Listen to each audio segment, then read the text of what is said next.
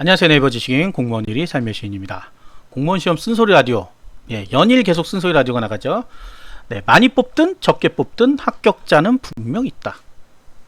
공무원 시험 준비하면서 그런 생각 많이 할 거예요. 요번에 많이 뽑으니까 공부 좀 해볼까?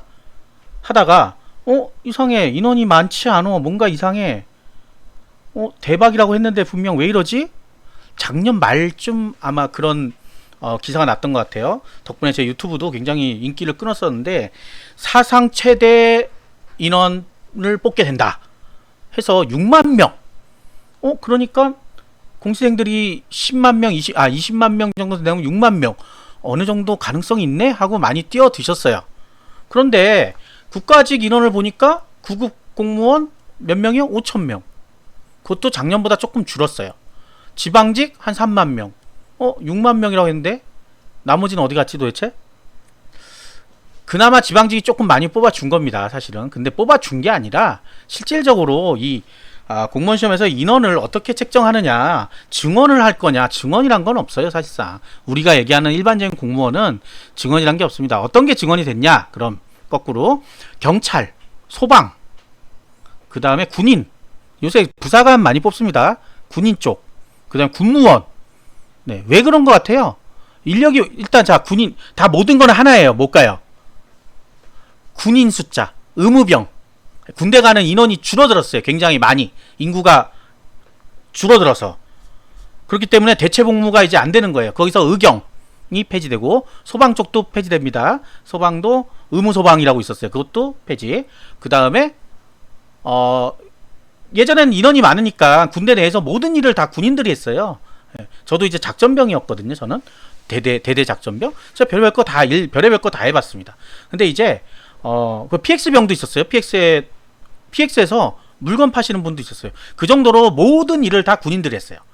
어디 뭐 이렇게 휴양소 같은 거 있거든요. 그런데 가면 이렇게 서빙하는 군인도 있고 그랬어요. 물론 이제 연회병사도 있었죠. 연회병사는 이제 없어졌죠. 없어졌나 그대로 하는 거죠. 뭐 어쨌든 간에 뭐 그런 식으로 굉장히 많았는데, 지금은 어때요? 인원이 없어요. 인원이 없다 보니까 그 인원을 이제 쓸데없는 전투 외 분야들을 이제 민간에게 주겠다는 거예요. 민간에게 주거나 아니면 군무원을 쓰겠다. 그래서 군무원이 증원이 엄청나게 됐죠. 그 다음에 민간도 이제 들어갑니다. 군대는 다 이것 때문에.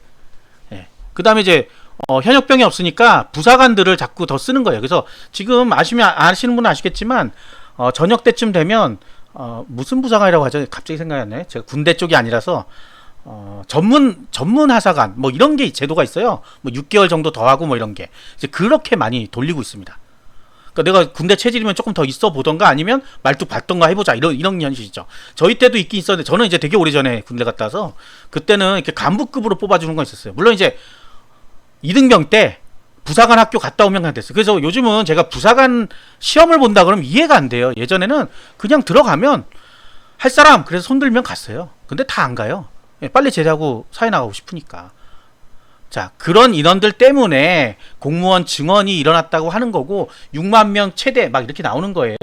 근데 이제 착각하기 좋은 게, 그러면 모든 직렬들을 많이 뽑는구나 해서 딱 봤더니 많이 뽑아요. 언제보다 2, 3년 전보다 많이 뽑아요. 그래서 그걸 또 다시 역으로 생각하죠. 정권이 바뀌어가지고 그때부터 많이 뽑는구나. 왜? 그리고 공약에도 몇만 명까지 뽑겠다라고 돼 있어요. 자, 그런데 그 부분은 방금 말씀드린 그 부분이지, 교사라든지 군인 뭐 이쪽이지, 이게 일반 행정공무원을 많이 뽑아서 미어 터지게 하겠다는 건 아니에요.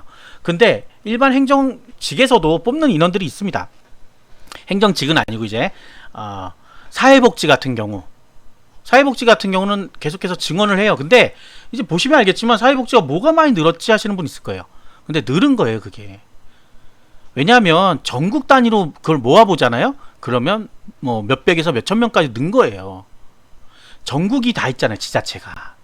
그러니까 한두 명씩만 늘려도 열 몇 개죠? 기억이 안 나네. 12개인가 13개인가 그럴 텐데. 어쨌든 뭐 그 정도니까 한 명만 해도 열 몇 명이 되는 거고, 두 명 하면 20몇 명이 되는 거예요. 그만큼 증원이 된다는 소리잖아요.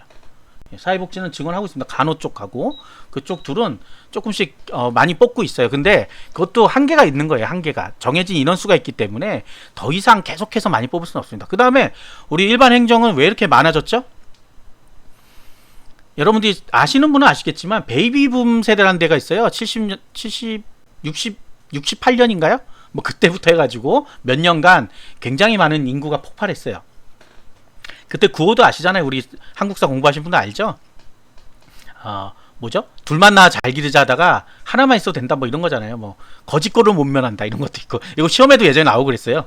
근데 어쨌든 간에 자, 그런 사회적 분위기 때문에 많이 낳다가 조금 줄어들었죠. 70년대 되면서 조금씩 줄어들면서 그래도 많아요.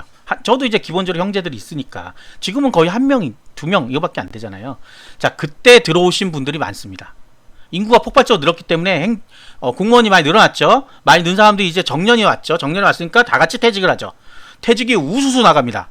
뭐 추이를 보니까 2019년부터 해가지고 20년대가 거의 10,000명대가 넘게 퇴직을 하고요. 그냥 추이로 나온 거라 정확하게는 없어요. 근데 그 정도가 나간다는 거죠. 어쨌든 10,000명이 나오면 10,000명을 더 플러스해서 뽑아야 되는 거잖아요. 기본적인 인원들 하고 플러스해서 뽑아야 되는 거잖아요. 자, 뭐 그런 것들, 자, 그런 것들을 하다 보니까, 그거 제가 방금 말한 건 또 국가직만 얘기한 거예요. 국가직만 얘기한 거라 지방직까지 하면 얼마나 많은지 모르겠습니다. 그러니까 이게 플러스 알파가 계속 돼서 요 정도 인원은 계속 뽑아야 되겠구나 하는 게 나왔기 때문에 요 정도 뽑은 거예요. 그래서 좀 많아 보이는 거예요. 근데 이제 어떤 분들이 이제 고민하냐면 내년은 어떨까? 내년은 어떨까 하는데 제목 뭐예요? 많이 뽑든 적게 뽑든 합격자는 분명 있습니다. 제가 예전에 한번 했던 거 있죠. 쉽든 어렵든, 문제가 쉽든 어렵든 합격자는 분명히 있다. 다 같은 명령입니다. 예. 자, 이런 게 있어요. 적게 뽑는다고 해서 갑자기 점수가 엄청나게 높아지거나 많이 뽑는다고 해서 점수가 엄청나게 낮아지지 않아요. 다 어느 정도 선 안에 들어 있습니다. 보면 어느 정도 선 있어요. 우리가 뭐 주식 하시는 분은 아시겠지만 폭락을 갑자기 막 폭락되진 않잖아요. 천천히 내려오다가 어느 순간 되면 팍 하고 내려가죠. 지금은 약간 하향 길로 약간 들어선 때예요, 사실은. 근데 그렇다고 폭락을 하지 않습니다. 그러니까 내년, 내후년 뭐 2, 3년 안에 갑자기 20명 뽑던 거를 1명 이렇게 뽑지 않는다는 거예요. 천천히 내려오겠죠. 20명이 뭐 18명 된다든지 10명 된다든지 이런 식으로 내려오지, 갑자기 작년엔 60명 뽑았는데 올해는 없음, 제로. 이렇게까지 하진 않습니다. 한두 명이라도 분명히 뽑아요. 자, 그리고 중요한 거는 그런 것들이 아니에요. 자, 우리가 지방직 시험 보면 1명 뽑는 데도 있어요. 어떤 데 가면, 군 지역 같은 데 가면 거기에는 누가 합격해요? 최고 고수가 합격해요? 그 지역에서 최고 고수가 합격하겠죠. 거길 지원한 사람. 그런데 생각해보세요. 우리가 심리적으로 1명 뽑는 데를 지원할까요? 내가 공부를 어느 정도 해요. 합격할 수 있을 것 같아. 그래도 안 가요. 왜? 5명 뽑는 지역으로 갑니다. 보통 그런 분들도. 오히려 소신 지원. 나는 무조건 여기서 꼭 해야 되겠다고 하시는 분 아니면 그렇게 하지 않습니다. 그래서 보면 군 지역들 필기 합격 점수가 그렇게 높지 않은 게 그런 이유 때문에 그럴 수 있어요. 누구나 마찬가지란 얘기죠. 근데 어쨌든 1명은 합격해서 공무원이 되죠. 본인 점수대가 어느 정도 올라왔을 때 생각할 고민이라는 거예요. 제가 얘기하는 거는 지금 공부를 안 한 상태에서 적게 뽑으니까 난 포기할래 이런 거는 아니라는 거죠. 그리고 세상 질문 중에 가장 좀 뭐 제가 생각할 때는 가장 황당한 거는 내년에 어떨까요 하는 거예요. 그거는 예측이 불가합니다. 사실은 통계가 나와 있는 것도 아니고 뭐 어떻게 되는 게 없어요. 정원이란 게 정해져 있지 않기 때문에 그걸 알 수가 없어요. 있겠죠. 정원이란 거는 그중에 몇 명이 퇴사를 하고 몇 명이 다시 입사를 해야 되는지를 알 수 있는 사람은 담당자밖에 더 있겠어요? 그분이 알려주나요? 안 알려주죠. 그것도 보통은 내년 1월에서 2월 사이에 작업을 합니다. 그거를. 그렇기 때문에 지금은 알 수가 없어요. 22년은 더 모르죠. 21년도 모르겠는데 계속해서 그런 질문들이 올라요. 그땐 많이 뽑을까요? 근데 저는 그렇게 답해주고 싶어요. 많이 뽑든 적게 뽑든 합격자는 분명히 있으니까 공부해라. 1명을 뽑아도 본인이 그 1명이 되면 되지 않냐.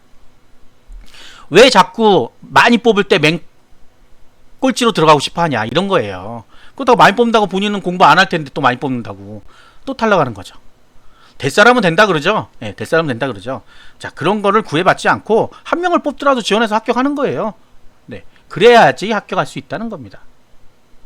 아니, 기왕 공무원 준비를 한다고 생각을 했으면 많이 뽑든 적게 뽑든 그게 무슨 상관이에요. 처음 목표 뭐예요? 만점. 나는 꼭 만점 받고 합격할 거야. 전국 1등 할 거야. 이런 게 목표여야죠. 이런 게 목표가 돼야죠. 예, 그런 마음조차도 없다 그러면 나는 그냥 합격선만 잠깐 넘어서 합격하고 싶어. 합격 못합니다. 절대. 합격선이 왜요? 또 올라가 버리거든요. 어떤 분들은 목표를 그렇게 잡아요. 작년에 보니까 합격선이 뭐 360이다. 그러면 360만 넘겨서 합격해야지. 보니까 한자 하기 싫래? 한자는 포기. 왜? 360까지 가는데 한자 2문제 정도는 포기해도 돼. 이렇게 생각할 수 있어요. 그러면 나머지를 철저하게 해야죠. 나머지도 마찬가지예요. 그 두 개를, 그 한자를 버리는 분이 나머지 공부를 제대로 할 리가 없습니다. 딱 보면 안다 그러죠. 딱 보면 안다는 게 그런 거예요. 정말로. 그런 거는 정말 마지막에 해도 안 될 때, 정말 해도 안 되니까 이제 한자는 포기할게요. 이런 분이 있으면, 그래, 이제 시험 한 달 남았는데 지금 한자를 잡는 것도 무리다. 이럴 수는 있어도, 시작하면서부터, 나는 모르니까. 사회에 경제 파트 자기 안 했대요. 다섯 문제 정도 나올 텐데, 다 포기하겠대요. 그래도 합격할 수 있네요. 불합격이지 뭘 합격해요. 불합격합니다. 네, 벌써부터 그런 마음을 갖고 있으면 불합격한다는 거예요. 나머지 또 힘든 거 있으면 또 한국사에서 문화사 다 포기하고, 다 포기할 거 아니에요. 그럼 점수가 높게 나오나요? 안 나오죠. 그 다음에 하는 일은 뭐예요? 뻔하죠. 낮은 지역이라는 곳으로 가죠. 그럼 낮은 지역에 갔는데 실력자 한 놈이 빠반 나오죠. 놈이 아니라 실력자 한 분이 빠반 하고 나오죠. 다 떨어지죠. 나머지는 망하는 거죠. 오히려 더 높은 수도 있습니다. 군지역인데도 불구하고. 자, 그러니까 이 변화무쌍한 거에서 유일하게 내가 믿을 수 있는 건 뭐예요? 내 실력. 그 실력을 기르기 위해서 공부를 하는 거지, 단순하게 내가 저 몇 점만 넣으면 되겠다 이런 생각은 버리셔야 돼요. 그렇게 하는 순간부터 망하는 거예요. 자, 지금 공부 시작하신 분 중에 그런 분 있을 거예요. 우리 지역은 워낙 낮고 점수도 낮으니까 70에서 80점 맞으면 되겠지 라고 생각하시는 분들, 그러면 100% 떨어집니다. 나중에 내년에 후회하지 마세요. 후회하고 그러겠죠. 역시 그 말이 맞았구나. 늦었죠. 미리 깨달으라고 이런 방송을 하는 거지, 나중에 깨달을 건 뭐하러 방송해요. 운이 좋아 한두 명 합격하는 거에 내 운을 걸지 말란 말이에요. 그렇게 치면 로또는 일주일에 몇 명씩 1등이 돼요. 그게 나예요? 아니잖아요. 제가 여태까지 몇십 년을 샀는데 진짜 뻥안 치고 처음부터 끝까지 다 샀어요. 몇 번 빼고는. 정말 한 번도 1등이 돼본 적이 없죠. 1등 했으면 지금 이 방송하고 있지 않겠죠. 2등 없어요. 3등 없어요. 그런데 4등은 3번이나 돼봤어요. 4등은 3번 됐는데 그것도 벌써 한 7년 전 얘기예요. 최근 들어와서는 아예 안 되고 있습니다. 그때 한 3번 받았어요. 5만원씩 3번 받았어요. 이거 보세요. 되긴 되는 사람이 있긴 하잖아요, 보니까. 근데 나는 아니란 게 문제예요. 1등이 돼야 공무원이 되는 거예요. 로또는 1등이 돼야 공무원이 되는 거지, 로또처럼 3, 4등 할 거면 백날 해봐야 안 됩니다. 5만원 받아서 다시 꼬라 박은 놈이 더 많은 거예요. 비유가 좀 안 맞지만 그렇다는 거예요. 자, 그래서 지금 혹시나 그런 마음을 갖고 있다 그러면 빨리 포기하시던가, 다시 마음을 가다듬고, 아직도 시간이 어마어마하게 남아 있습니다. 시간이 어마어마하게 남아 있어요. 아직도 늦지 않았어요. 절대로. 늦었다고 생각하는 순간이 바보 같은 거예요. 지금이 가장 빠른 시기라고 생각하고 하면 되는 거예요. 이거는 뻔한 거예요. 성공할 수밖에 없는 시험입니다. 왜? 어떻게 하면? 차근차근 열심히만 공부하면. 그 어느 순간에 이거를 탁 놓는 순간에 망하는 거예요. 그때는 이제 어려워지는 거죠.